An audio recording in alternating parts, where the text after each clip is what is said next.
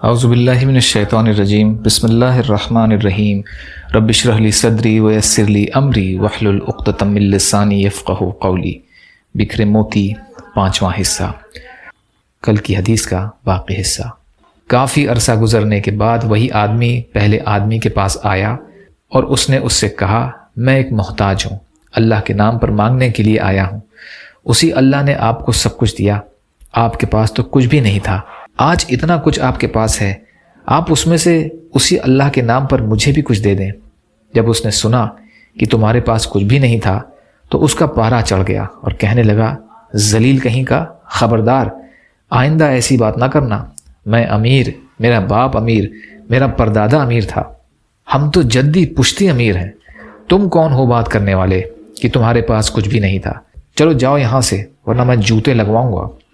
چنانچہ اس نے کہا، اچھا میاں، ناراض نہ ہونا، تم جیسے تھے اللہ تمہیں ویسا ہی کر دے۔ جب یہ کہہ کر چلا گیا تو اس کے جانوروں میں ایک بیماری پڑ گئی اور اس کے سب اونٹ وغیرہ مر گئے اور برص کی بیماری بھی دوبارہ لگ گئی۔ گویا وہ جس پوزیشن میں تھا اسی پوزیشن میں دوبارہ لوٹ آیا۔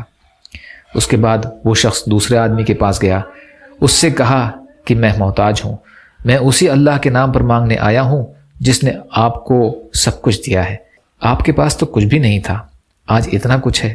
جب اس نے یہ بات کی تو وہ غصے میں آ گیا اور کہنے لگا، تم تو مفت خور ہو، ہم نے کما کر اتنا کچھ بنایا ہے، میں نے فلاں سودا کیا تو اتنی بچت ہوئی اور فلاں سودا کیا تو اتنے کمائے، لوگ مجھے بڑا بزنس مائنڈڈ کہتے ہیں، میری تو یہ خون پسینے کی کمائی ہے، ایسے ہی درختوں سے توڑ کر نہیں لائے اور نہ یہ چوری کا مال ہے، اب چلا جائے یہاں سے ورنہ 2 تھپڑ لگاؤں گا۔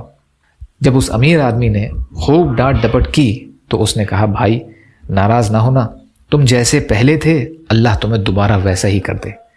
چنانچہ اس کے سر کے بال بھی غائب ہو گئے اور اللہ رب العزت نے اس کی گایوں میں ایک ایسی بیماری پیدا کر دی جس سے سب گائیں مر گئیں، اس طرح وہ جیسا پہلے تھا ویسا ہی بن گیا۔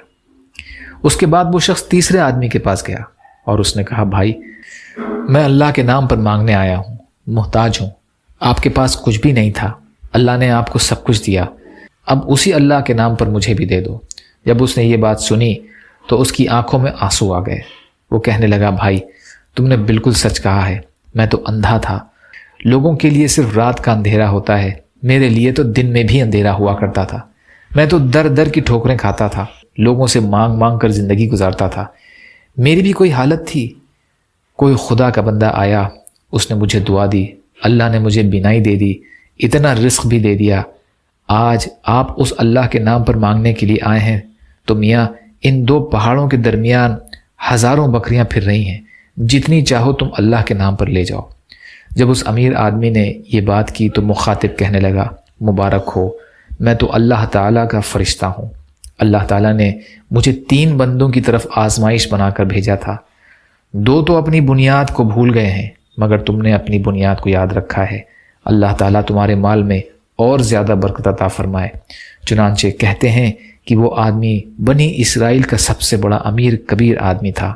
ثابت ہوا کہ بندہ اگر اپنی اوقات اور بنیاد کو یاد رکھے تو اللہ تعالیٰ برکت دے دیتے ہیں۔ الفاظ بندے کے ہیں، حدیث کا مضمون بخاری و مسلم میں ہے، بخاری اور مسلم کی روایت۔ یا اللہ ہم سب کو کہنے سننے سے زیادہ عمل کی توفیق عطا فرما۔ یا اللہ مظلوم فلسطینیوں، کشمیریوں، روہنگیا مسلمان اور مسلمان جہاں بھی پریشان حال ہیں، ظالموں کے ظلم کا شکار ہیں، ان کی مدد فرمائیے۔ ہم سب کو اپنی استطاعت کے بقدر اپنا حق ادا کرنے والا بنائیے، جو مانگا وہ بھی عطا کر دیجیے، جو مانگنے سے رہ گئے وہ بھی عطا فرمائیے۔ سبحان ربک رب العزت عما یصفون وسلام علی المرسلین والحمد للہ رب العالمین برحمتک یا ارحم الراحمین لا الہ الا اللہ محمد رسول اللہ۔ السلام علیکم۔